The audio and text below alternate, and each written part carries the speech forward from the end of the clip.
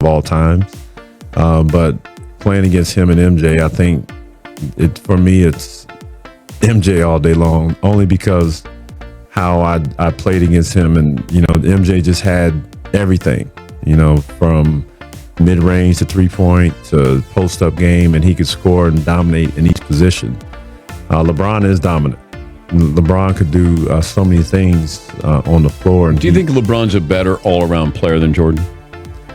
Ray Allen just publicly tore apart LeBron James's GOAT argument on live television, and what he revealed has the basketball world rethinking everything we believed about the King's legacy.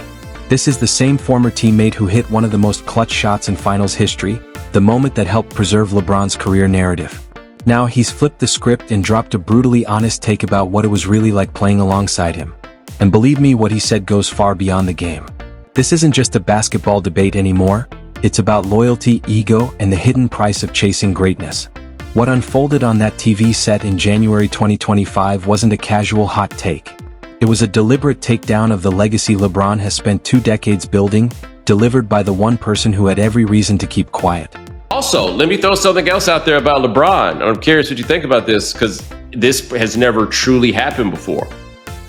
LeBron is at once the player of the present and the player of the past. And so, yes, he is still playing right now, but that don't necessarily mean he belonged to you if you're calling, let's just say 11 years old, right? Like, he's been there forever, but he's the old guy to you, right? Your guy is probably... The sports world woke up to pure chaos on January 8th, 2025. Ray Allen, a man who had spent years avoiding the endless LeBron debates, sat down for what was supposed to be a routine interview about life after basketball. The conversation began calmly, touching on his business ventures and philanthropic work. But then the tone shifted. One simple question changed everything. With LeBron potentially entering the final stretch of his career, where does he belong in the GOAT conversation? What followed was nothing like the safe, diplomatic response fans expected.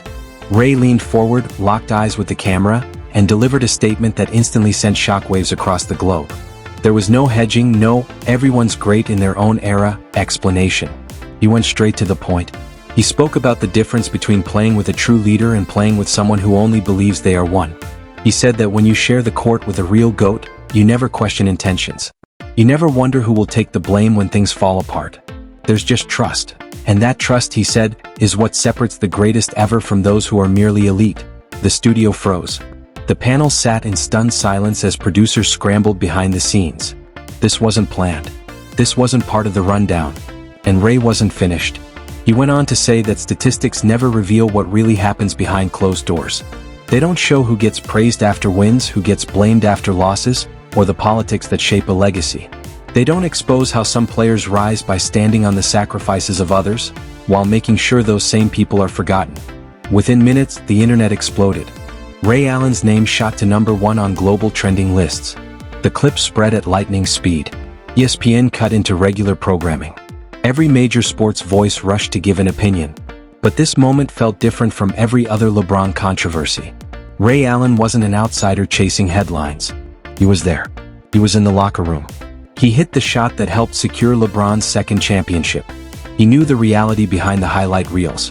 And for the first time, he was finally ready to say it out loud. Feels like it happened in slow motion.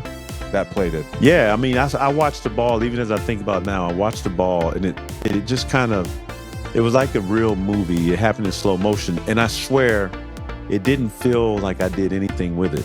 It didn't feel like it was gonna make it to the rim. It just kind of, as I think about it, just kind of floated right there, and then all of a sudden, it was just like, whoosh. And so you didn't feel like when you shot it, because we know, as shooters... To understand why this moment hit so hard, you have to understand the history between these two, and it's anything but clean. Go back to June 18, 2013. Game 6 of the NBA Finals. The championship was slipping away, and once again, LeBron James's legacy was hanging in the balance. Miami was down 3-2, facing elimination against a relentless opponent. The pressure was unbearable. Then everything changed. Ray Allen caught the ball in the corner, rose up, and drilled the three. Tie game. Overtime. Eventually, a championship.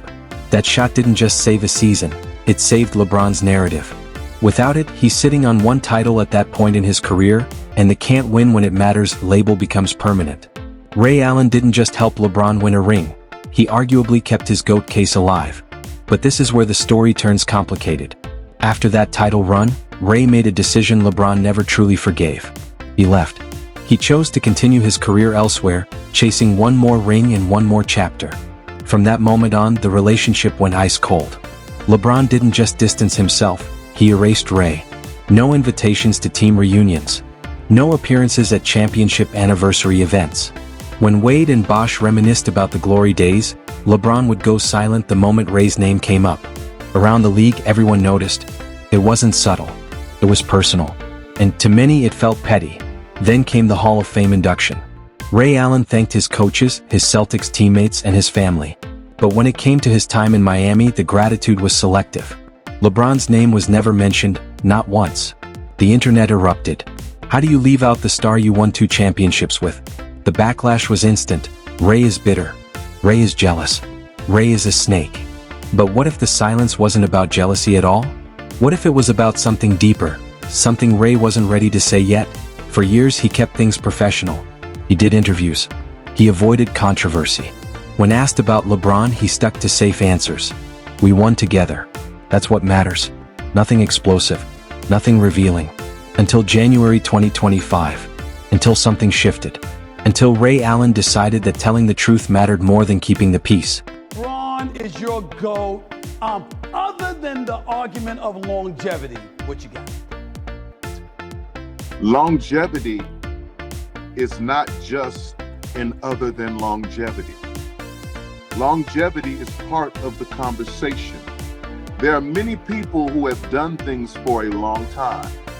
They've arrived, they've learned, they've grown, they've peaked, and then they've descended. We are watching. After that opening statement, the interview only grew more intense. The host, fully aware they were witnessing a moment that would live far beyond the broadcast, leaned in and pressed further. Ray, that's a powerful claim. Can you be more specific?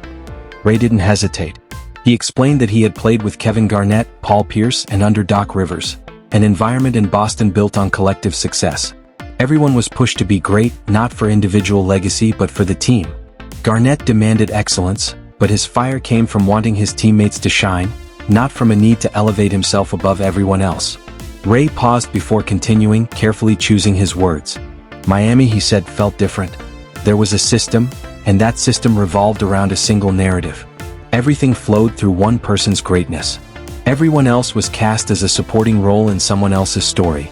You could hit a game-changing shot, but you were expected to immediately acknowledge who passed you the ball. You could have a huge night, but you were reminded who created the opportunity. Over time, it became draining. The panel tried to step in, hoping to soften the impact, but Ray was locked in. He explained that the GOAT debate isn't just about rings or statistics. It's about how you make your teammates feel. It's about trust when the game is on the line. Not trust that you'll take the shot, but trust that you genuinely want the people around you to succeed. He said Michael Jordan had that trust. His teammates would run through walls for him because they knew his demands came from a desire for collective greatness, not control. Then came the most damaging line of the entire interview. Some players truly lead, Ray said. Others carefully manage their image while making sure everyone knows who's in charge. And if you've been around long enough, you can tell the difference. The greatest player isn't the one with the most stats or rings. It's the one whose teammates would go to war for him without hesitation, without fear of being blamed when things go wrong. The fallout was immediate. Social media erupted again. The implication was impossible to ignore. Ray Allen wasn't just questioning LeBron James's place in the GOAT debate, he was challenging his entire approach to leadership. Former teammates were suddenly under the microscope. Some stayed silent. Others gave carefully worded answers that avoided the core issue. Dwayne Wade tried to calm things down, but even his response felt cautious. He spoke about championships, but noticeably avoided defending LeBron's leadership directly. That silence spoke volumes. What Ray Allen introduced wasn't just drama. It fundamentally shifted the GOAT conversation. 4 years, LeBron's case had rested on numbers, longevity, championships across multiple teams, and individual brilliance. But now there was a new factor that stats couldn't capture: the testimony of someone who was actually there. Someone who made the most important shot of LeBron's career. Someone with nothing left to gain. Players around the league were quietly asked whether Ray had a point. The discomfort was visible. Many had heard the stories. They knew about the control, the image management, the way some teammates felt more like assets than partners. One anonymous current player admitted that Ray had said what many had thought for years, but no one wanted to say publicly because of the backlash it would bring. LeBron's response only fueled the fire. For nearly 2 days there was total silence. No tweets, no Instagram posts, no vague messages. And that absence was glaring because LeBron always responds. Eventually, a statement came from someone in his circle, calling the comments noise and insisting LeBron was focused on winning. Not lies, not falsehoods, just noise. A word choice that avoided denying anything outright. Meanwhile, no former teammate delivered a passionate defense.